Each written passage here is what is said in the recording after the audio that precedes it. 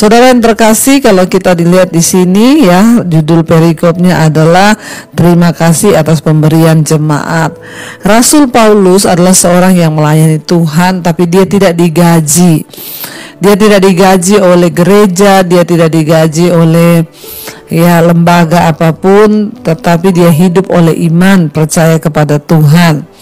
Ya, memang tidak mudah saudara, hidup tanpa gaji yang tetap itu tidak gampang. Saya dan suami dari melayani Tuhan juga, kami tidak pernah menerima gaji. Ya, dan kami berusaha untuk hidup bergantung kepada Tuhan saja.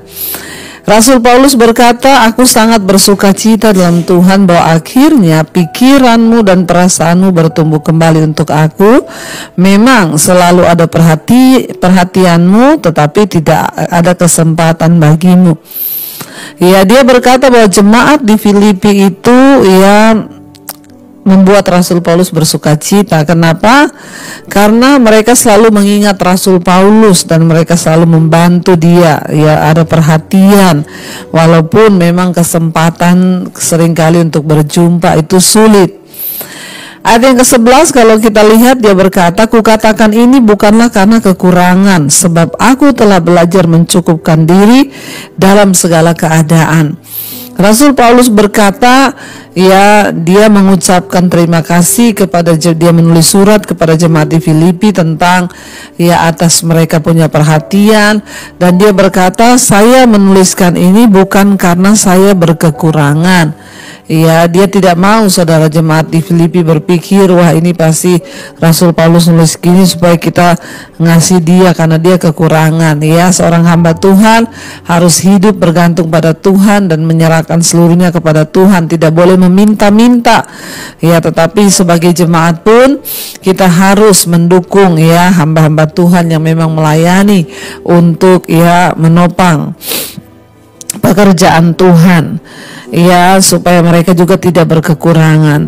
Dan Rasul Paulus berkata di sini saudara, ayat yang ke-11, kukatakan ini bukanlah karena kekurangan, sebab aku telah belajar mencukupkan diri dalam segala keadaan. Nah, yang saya mau ambil hari ini sebagai perenungan kita adalah apakah kita ini dalam hidup ini sudah belajar untuk mencukupkan diri dalam segala keadaan. Bukan hanya dalam keadaan yang kelimpahan, bukan hanya dalam hal kekurangan. Kita semua harus belajar mencukupkan diri. Makanya Rasul Paulus berkata di ayat 12, aku tahu apa itu kekurangan dan aku tahu apa itu kelimpahan. Dan dalam segala hal, dia berkata, dalam segala perkara tidak ada yang menjadi rahasia bagiku. Mencukupkan diri dalam segala keadaan, entah itu kelimpahan ataupun kekurangan, kita harus memiliki rasa puas atau rasa cukup di dalam diri kita. Kenapa banyak orang masuk dalam persoalan keuangan? Karena tidak pernah ada rasa cukup. Saudara, ketika seseorang berkekurangan, misalnya uangnya itu pas-pasan, tapi dia itu punya banyak keinginan karena tidak pernah rasa cukup. Akhirnya apa yang terjadi? Dia hutang kanan kiri, akhirnya dia pinjam uang, menyusahkan orang lain ke sana ke sini untuk cari pinjaman, hidupnya dikejar-kejar utang, hidupnya dikejar-kejar orang, akhirnya tidak damai sejahtera.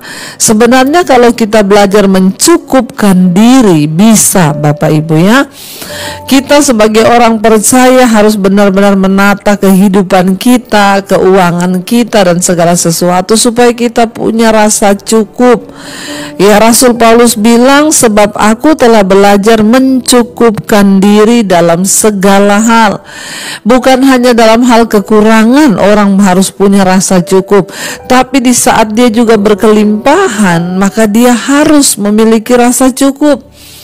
Ketika kita diberi kelimpahan oleh Tuhan, orang-orang yang tidak pernah merasa cukup saudara, mereka terus membeli barang-barang yang bahkan mungkin tidak terpakai, barang-barang yang akhirnya mubazir dan mereka memboroskan uang untuk hal-hal yang tidak penting, sehingga Karena tidak ada rasa cukup, sehingga ya mereka tidak pernah punya kesempatan untuk memberkati orang lain, untuk memberkati pekerjaan Tuhan, karena uangnya itu ya tidak cukup terus buat dirinya sendiri. Sebenarnya kalau kita punya rasa cukup, saudara, ya uang kita itu bisa kita pakai untuk hal-hal yang lebih berguna, ya, bagi banyak orang, untuk berdampak bagi kerajaan Allah. Tapi kalau orang gak punya rasa cukup, ya dia lihat orang pakai ini, dia mau beli, dia lihat lagi yang lebih baru, dia beli, dia lihat ini lagi, dia beli. Tidak pernah ada rasa cukup. Ya, kita harus ya menyesuaikan diri kita memiliki rasa cukup, saudara. Entah dalam hal kekurangan, entah dalam hal kelimpahan. Waktu kita kekurangan, apalagi kita harus bisa membedakan mana kebutuhan dan mana yang keinginan. Sebab kalau kita hidup menurut keinginan, maka tidak akan pernah ada kepuasan. Tapi kalau kita fokus pada kebutuhan, maka kita akan melihat, saudara, ya, sebenarnya kita bisa menata kehidupan menjadi lebih baik, kita bisa menata kehidupan menjadi lebih layak, sehingga hidup kita ini tidak menjadi batu sandungan buat orang lain. Dikatakan di situ Rasul Paulus bilang, ya, aku telah belajar karena aku tahu apa itu kelimpahan, aku tahu juga apa itu kekurangan. Dan dia bilang, ya, tidak ada yang merupakan rahasia bagiku, baik dalam hal kenyang maupun dalam hal kelaparan, baik dalam hal kelimpahan maupun dalam hal kekurangan. Tuhan sudah mengizinkan Rasul Paulus mengalami semuanya. Dia pernah mengalami yang namanya hidup berkekurangan, tapi dia juga pernah mengalami yang namanya hidup berkelimpahan. Di balik semua itu dia tahu mencukupkan diri. Dan ayat yang ke-13 di sana dia berkata, segala perkara dapat kutanggung di dalam Dia yang memberi kekuatan kepadaku. Dengan kata lain, saudara, ya, bagaimana rahasia Rasul Paulus bisa mencukupkan diri dalam segala keadaan? Dia berkata, Tuhan yang memberi dia kekuatan untuk menanggung segala perkara. Entah dalam hal kekurangan, tidak punya apa-apa, dia kuat karena Tuhan menopang. Waktu dia juga berkelimpahan, dia merasa cukup, ya, sehingga dia tidak berlebih-lebih hidupnya, tetapi dia merasa cukup.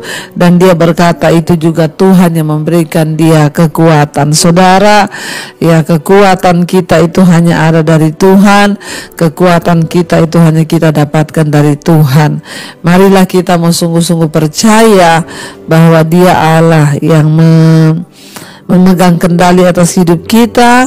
Dia Tuhan yang sanggup mengendalikan hidup kita. Bagian kita adalah terus cari Tuhan, dekatkan diri dengan Tuhan, melekat kepada Tuhan, sehingga satu saat nanti, ya, ketika Tuhan datang kembali, kita dapat mempertanggungjawabkan hidup kita, mempertanggungjawabkan harta kita, uang kita, atau apapun di hidup ini, karena kita sudah belajar untuk hidup dengan rasa cukup. Berhentilah bersungut-sungut, berhentilah saling menyalahkan, belajarlah untuk bersyukur.